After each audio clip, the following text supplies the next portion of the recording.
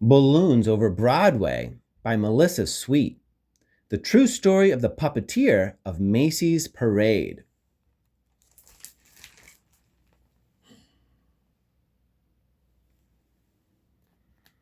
Tony Sarg marionette book.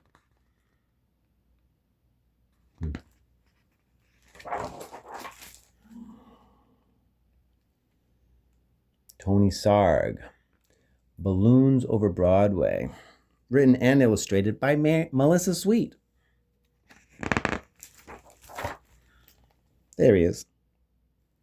Anthony Tony Frederick Sarg, 1880 to 1942. Sarg rhymes with arg. Every little movement has a meaning of its own.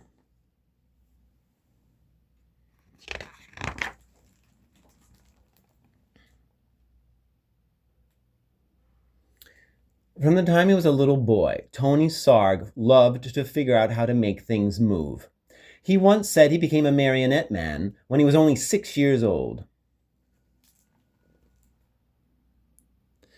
His father had asked him to feed their chickens at 6:30 in the morning, every day. Tony had an idea. What if he could feed the chickens without leaving his bed?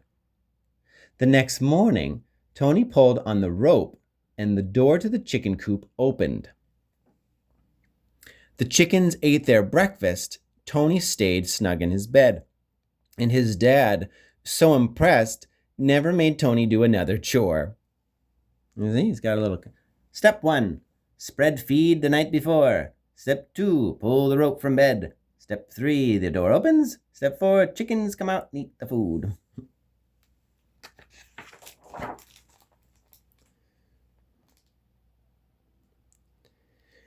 When Tony grew up, he moved to London, where he discovered that no one was making marionettes for kids anymore. So out of wood, cloth, and strings, Tony began to make puppets. He figured out ways to make his marionettes' movement so lifelike that they performed as if they were real actors. Word soon spread about Tony's amazing marionettes. Then Tony moved to New York City. The Tony Sarg marionettes began performing on Broadway. And that's his studio up there.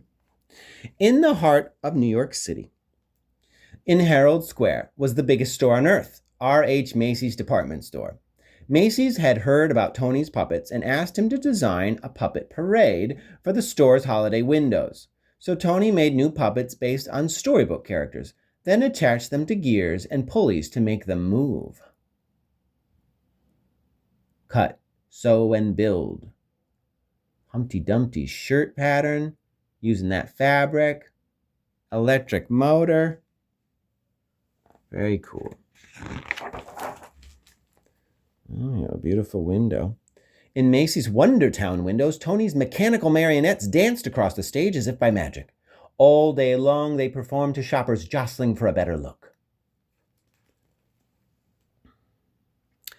But Macy's had an even bigger job in store for Tony. Many of the people working at Macy's were immigrants, and as the holidays approached, they missed their own holiday traditions of music and dancing in the streets. Macy's agreed to put on a parade for their employees, and they hired Tony to help. Tony, too, was an immigrant, so he loved the idea of creating a parade based on street carnivals from all over the world.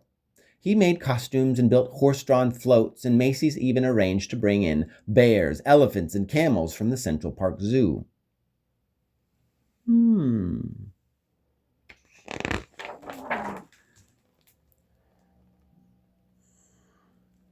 The animals joined hundreds of Macy's employees on Thanksgiving Day 1924, winding their way from Harlem to Herald Square. It was a dazzling parade.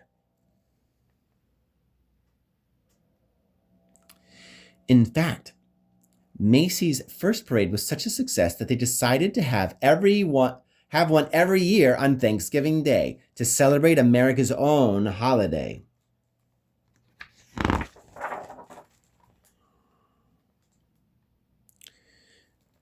Each year, the parade grew, but when Macy's brought in lions and tigers, in addition to the bears, elephants, and camels, the animals roared and growled and frightened the children.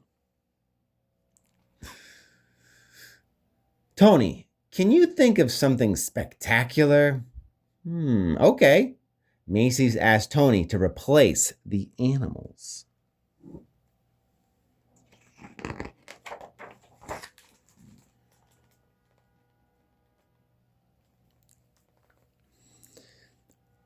Tony hoped to replace the animals with some kind of puppets, but his marionettes were less than 3 feet tall. He would have to make much larger puppets in order for them to be seen in the parade. And how could he make them strong enough to hold up in bad weather, yet light enough to move up and down the streets? Tony knew of a company in Ohio that made blimps out of rubber, the perfect material for any weather. When he called the company and showed them his sketches, they agreed to make what Tony wanted. Still, how could Tony make his big puppets move? From the Goodyear blimp, make smaller shapes to glue together. Then Tony had an idea from an Indonesian rod puppet in his toy collection.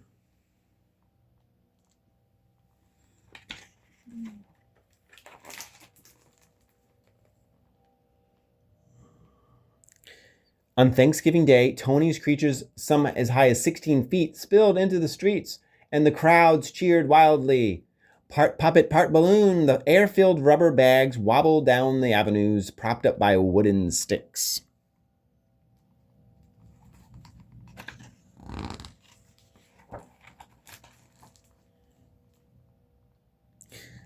But now the sidewalks were so packed with people that only those in the first few rows could really see the parade. Tony realized his puppets would have to be even bigger and higher off the ground. And though the sticks helped to steer the puppets, they were stiff and heavy. Tony wanted his balloons to articulate, to move and gesture, more like puppets. But how? With a marionette, the controls are above and the puppets hang down.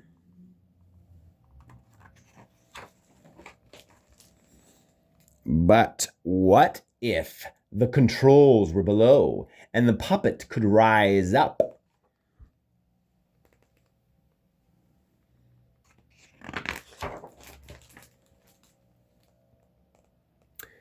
During the next year, Tony set his new idea into motion. This time, he asked the company in Ohio to make balloons out of rubberized silk, as strong as rubber but lighter than rubber alone. Most important, Tony ordered the balloons to be filled not just with air, but with helium too. Since helium is lighter than air, it would make the balloons rise. Once the puppets were completed, they were deflated and shipped back to Tony in New York. 439 miles. Tony did not know if everything would go as planned. What if the balloons are filled with too much helium? What if one gets hit with a sharp object? What if will they fit under the L, the elevated train track? It was still dark on Thanksgiving morning when Tony filled the balloons with helium, tethering them down with sandbags. By 1 p.m., the sidewalks were packed with people ready for the parade. Then, one by one, Tony cut the lines to the sandbags. Let's have a parade!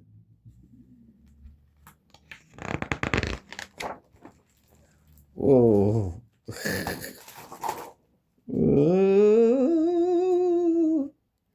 And the magnificent upside-down marionettes rose up to the sky.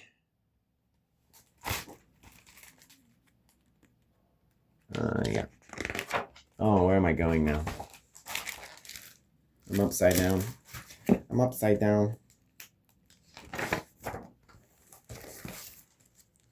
I figured it out. Now I'm doing it. I figured it out. Nodding and waving to the crowds below, they sailed past Central Park. They sallied down Broadway. They shimmied and swayed through the canyons of New York City. There's a big cat, and here's a little cat watching the big cat.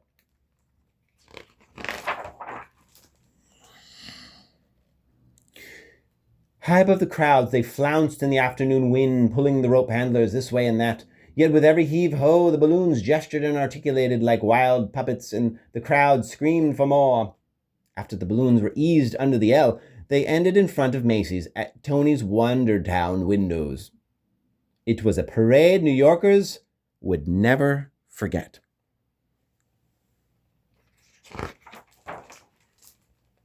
And from that day on, Every Thanksgiving morning, crowds have lined the sidewalks of New York City to see what new balloons would rise to the skies for Macy's famous parade. Tony Sarg, the puppeteer, who loved to figure out how to make things move, had set the stage with a little rigging for a puppet to be anything anyone could imagine it to be.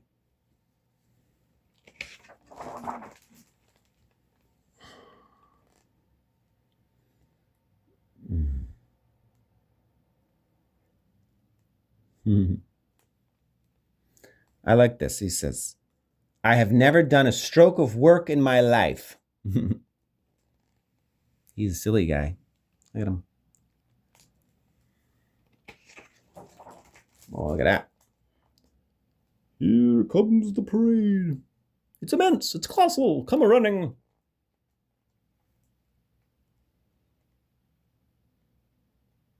Very nice. Now we got Melissa Slate right here.